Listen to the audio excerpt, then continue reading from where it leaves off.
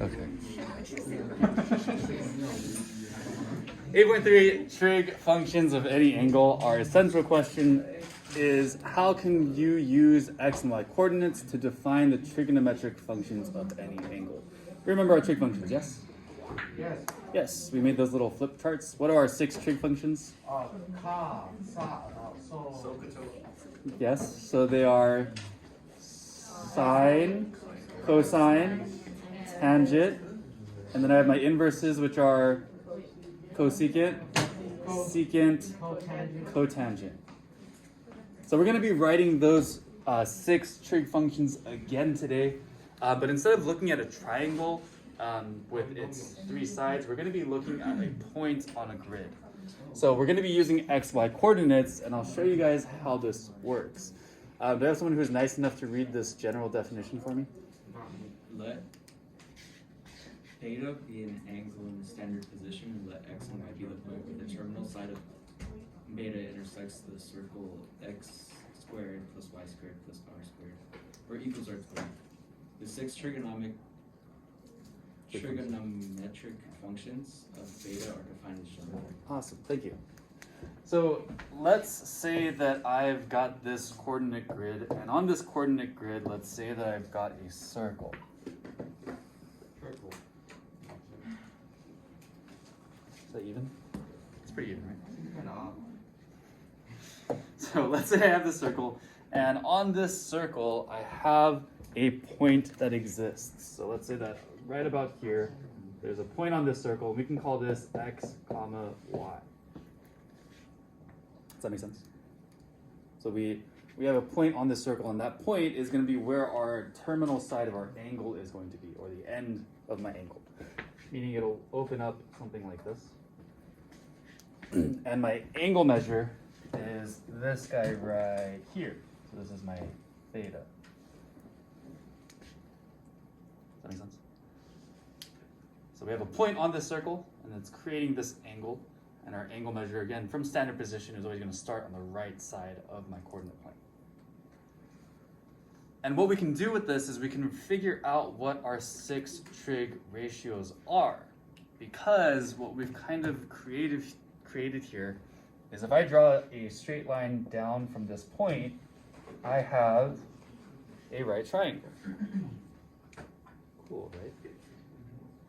So with this right triangle, now I can look at my adjacent, hypotenuse, and opposite sides. Am I going too fast? No, I'm fine. Oh, okay. So I do have my 3 sides of my triangle here, and I can write these out as trig functions. So if my x coordinate is this point here, that means that this length here is going to be x. So this length here is x. Cool. Which means that the opposite side there is going to be y. So this length here is going to be y. And that last side is going to be what? My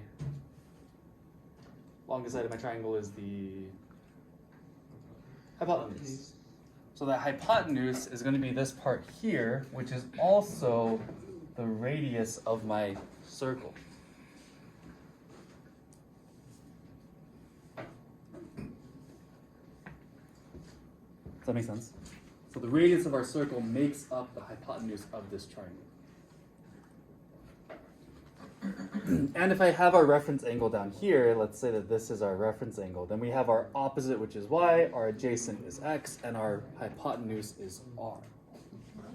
So we're just kind of rewriting these trig ratios in terms of these 3 sides here. Remember that sine is opposite over hypotenuse, right? Yeah. Or we can say opposite is y over my hypotenuse is X.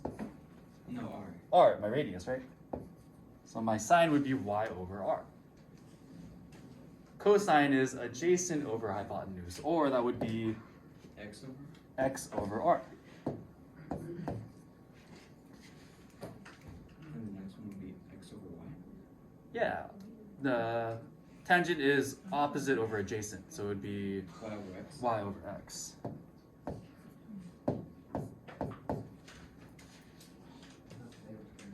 that make sense?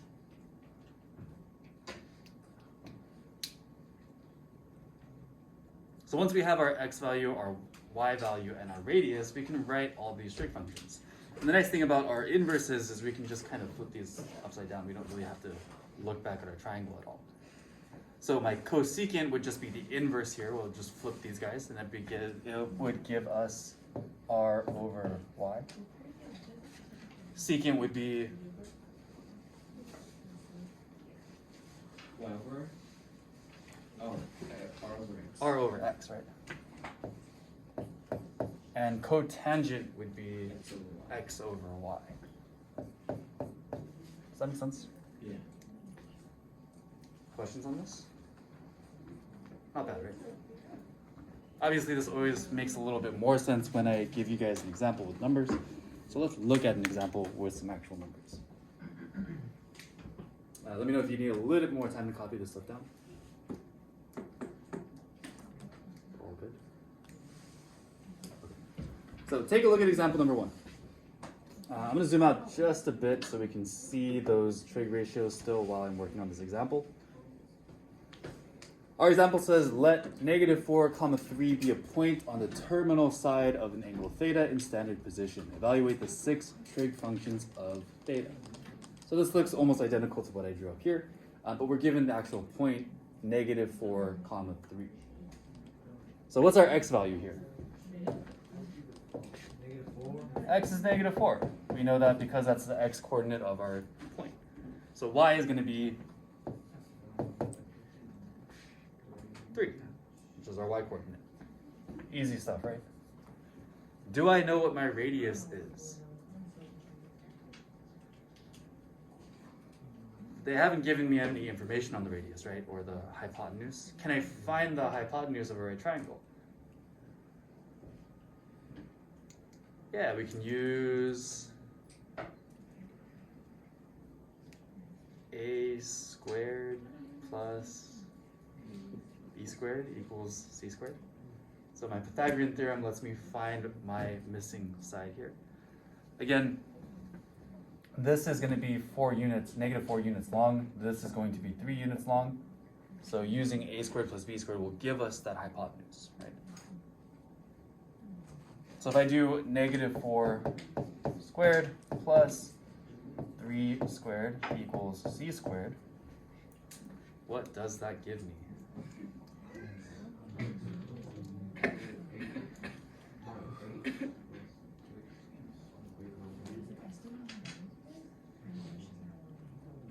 -4 times -4 is -16 plus positive 16. positive Right, remember 2 16. negatives make a positive. Yeah. Positive 16 plus 9 is 25.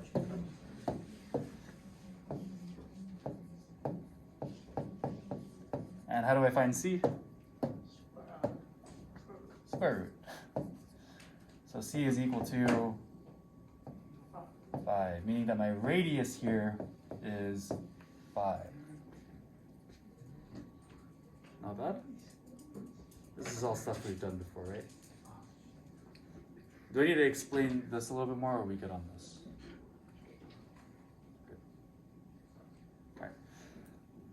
So now that I have x, y, and r, I can just plug these guys in. I think it's easiest to start with our main 3, sine, cosine, and tangent, because then I can just flip them to find my inverses. So let's find sine.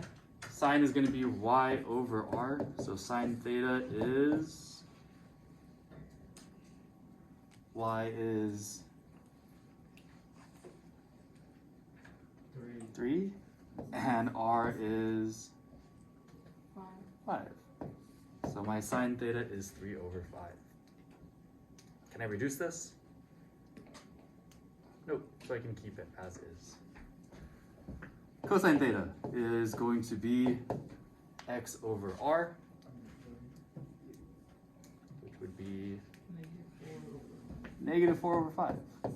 Again, can't reduce this, so I can leave this as is. And tangent theta will be y over x, or 3 over -4. Don't forget your negative here. And finding our inverses is pretty simple, right? Because we can just flip these numbers. Cosecant, I'm running out of space, sorry. Cosecant is 5/3. I can flip these two numbers here. Secant would be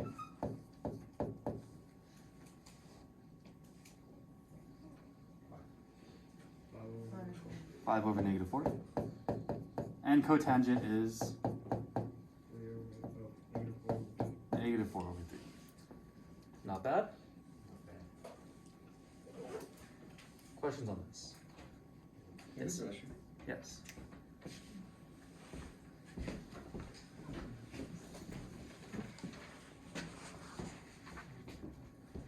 Try to do part B on your own. See if you guys can figure this out. Nice thing about this is you don't always have to draw out the circle. And you don't have to plot the point. You can kind of know that the point's going to give you x and y already. And you can use those x and y's to find r. And we can write everything out. So see if you guys can do this one on your own.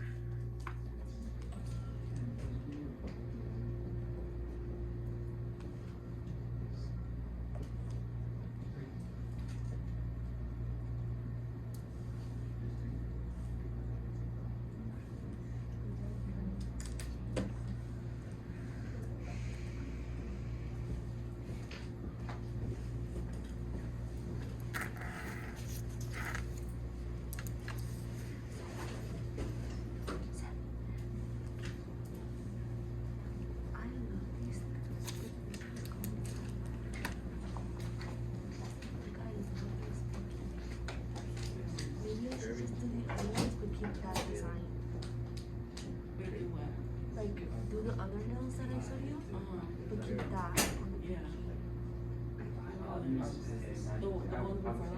Yeah, the ones that you were like, oh, do those nails.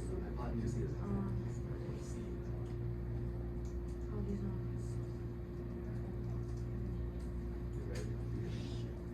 These ones. Yeah, that would be so cute. Yeah, everything's different. And then like the all green.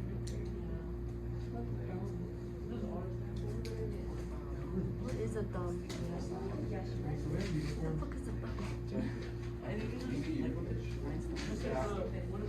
Yeah, we already radius not I don't know. Hey, you guys have three double wrapping thing already. I would. No, it's not. Yeah. You guys haven't seen the No, they're different. You guys hate each other? Hate each other? Yeah, like cross. There's like 3 different teams. We should go talk.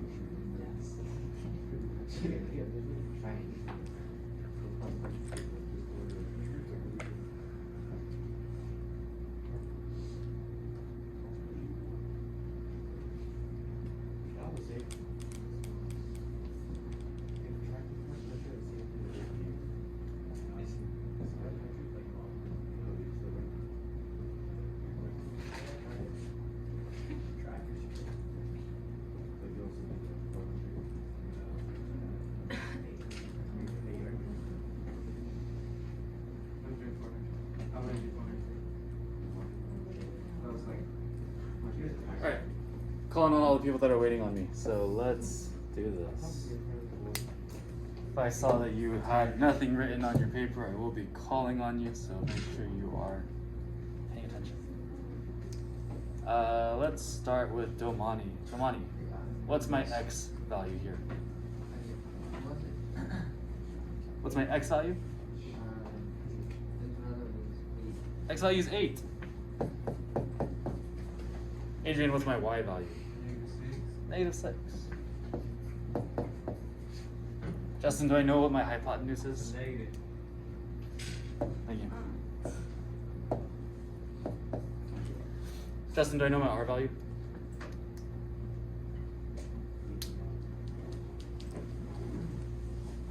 Poke him. Not yet. Poke him. Do I know my r value?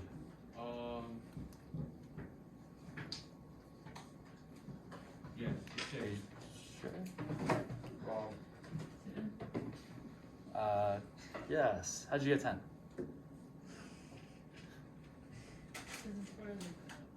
Huh? 10 is correct, but I just want to know how you got it. Someone want to help her? How do we get 10 for our R value?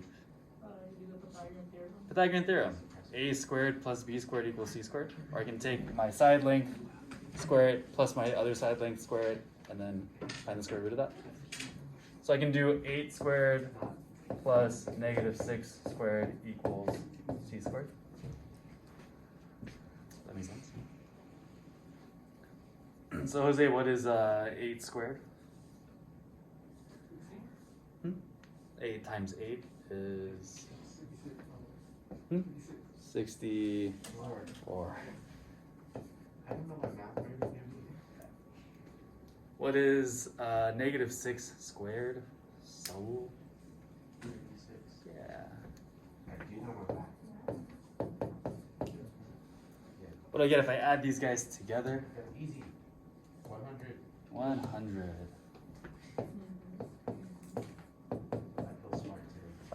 What should I do from here, Clarissa? I want to find C. I want to find the square root. So C is equal to 10. Make sense? Remember that my hypotenuse is the same as my radius. So my radius and my hypotenuse are the same thing.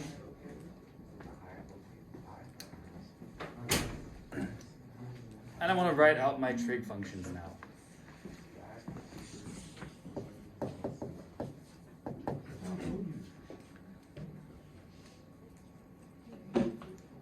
Xavier, what's my sign for this? 1 second. Sine is 8 over 6. 6 over 10. Sign is Y over R. y over r. What's my y? 6, negative 6. And what's my r? 10. 10. Can I reduce this? Yes. Yeah, what does it reduce to? Negative 3 over 5. -3/5. You can still reduce it. No, I can't. Negative 1.5 over 2.5. Cosine is Wait. I got it. X over R. yes, which is 8 over 10. 8 over 10, and that reduces 4 to over 5. 4 over 5. Okay. Oops. Y over Finally, what is my tangent? X. Y over x, Yeah. which is negative 6 over 8. Can I reduce this? Yeah. Becomes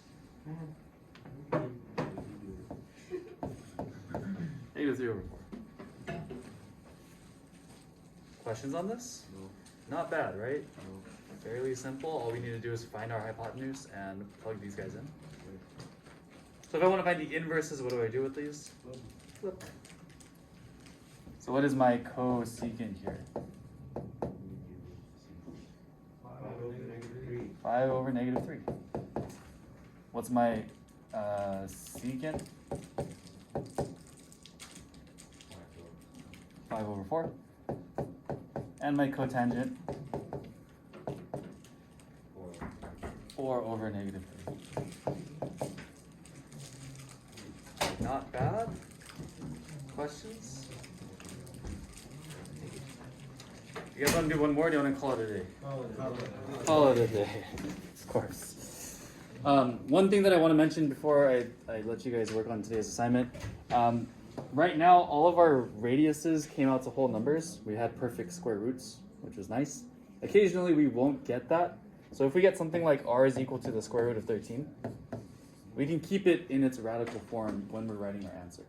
So you can keep it as square root 13 over whatever other number we have. Does that make sense? Cool. Questions? Easy stuff, yes. Okay.